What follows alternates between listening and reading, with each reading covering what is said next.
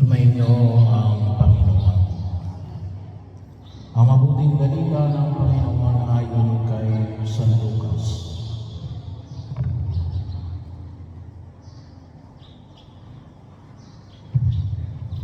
Noong panahon yun, sinaysay ni Jesus ang kanyang mga alagad ang isang talinghaga upang ituro sa kanila na dapat silang manalangin lagi at huwag manghinala.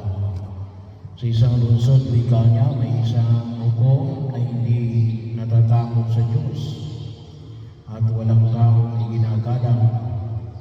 Sa lungsod din iyon ay may isang babaeng palo na punta ng punta sa hukom at humihingi ng katarungan.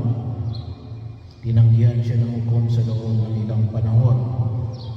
Ngunit nang malaman ay nasabi nito sa sarili, bagamat hindi ako natatakot sa Diyos, hindi gumagalang kanino man, igagawad ko na ang karunungang hinihingi ng babae nito, sapagkat lagi niya akong ginagampala.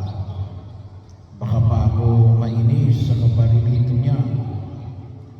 Ang sinabi ng Panginoon, narinig ninyo ang sinabi ng masamang hukom, hindi ipagkakain ng Diyos ang katarungan sa kanyang mga hiniran na dumarayo sa kanyang araw-gabi, bagamat di na nagtatagabi.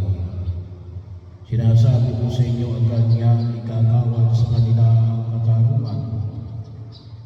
Ngunit pagdating ng anak ng tao sa daigdig na ito, may makikita kaya siyang mga tao nananalig sa kanya.